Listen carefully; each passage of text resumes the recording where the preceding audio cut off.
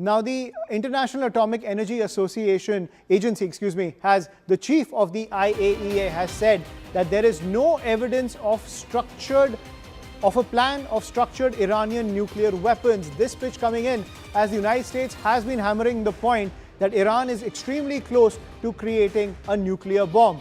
Now, the International Atomic Energy Agency chief has said that there is no evidence of a structured Iran nuclear weapons plan. This flies in the face of the situation that, as well as the argument coming in from the American side and the situation that has escalated as a result of that. You can see the damage that has been caused at Natanz as well as Isfahan, which are the nuclear sites inside Iran, which have been targeted by the American forces. Remember, Donald Trump has said that the nuclear regime has been completely decimated inside Iran, but that has been the pretext of war once again this time around. But the IAEA, which is the global atomic watchdog, the International Atomic Energy Agency chief, has said that there is no evidence of structured Iran nuclear weapons plan coming in from the Iranian regime.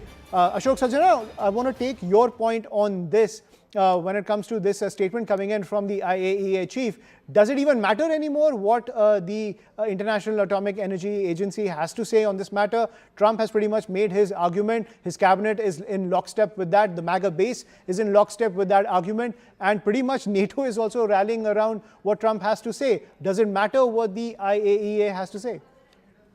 As far Ayushman, as far as the world is concerned, I think it does carry weight because, this is one issue that has been debated for a long time. Although you would recall that last June when we had the B-2 bombers coming and putting in those, bunker buster bombs within that, and Mr. Trump claiming that he has, these bombs have obliterated, that means completely demolished any thing of any evidence of the uranium enrichment plans of Iran. Although even at that time IAEA had said yes, that the entrances have been shattered, have been destroyed, but there is no evidence of any radiation around that area.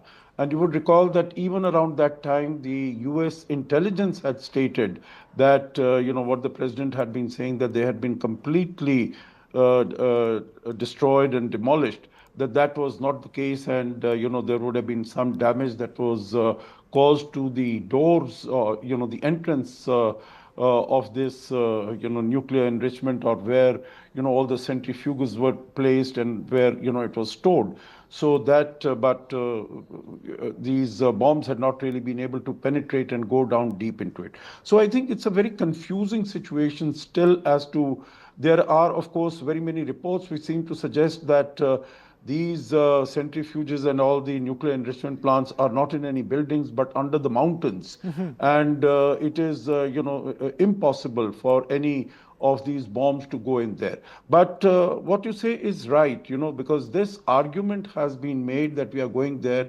And the negotiations that were going on was that Iran said we cannot give up our right for nuclear enrichment, at least 20%, because if you're members of the Nuclear Non-Proliferation Treaty, I have the right to be able to enrich uranium for peaceful purposes, for generation of energy, and up to 20%. But at that time, it was said that the demand of the United States was 0% enrichment. You cannot have. But so I think that is going one way or the other, because either you're a part of the NPT, then you should get all the rights under the NPT. That having been said, Ayushman, if you permit, two comments, if I could make that. First is that even after these 3-4 days, we have not seen any protests. What was happening from 28 December till middle of January, all those who were on the streets, who were protesting against the economic hardships that they had been subjected to, the real coming down, depreciation, inflation, unemployment. We don't see any of those. We don't see any of the women protesters on the roads. The only things, that we are seeing are basically the people who are mourning the death of Ayatollah Khamenei. So, that is something strange.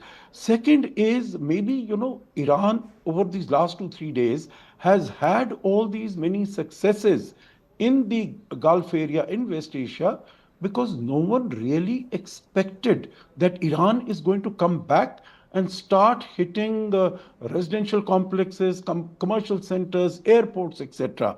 And they were quite unprepared. So they've had these initial successes, but maybe going forward, as has been mentioned, Israel and the United States Yeah. will be able to deal with the launchers and the missile arsenal and the stockpiles. Right.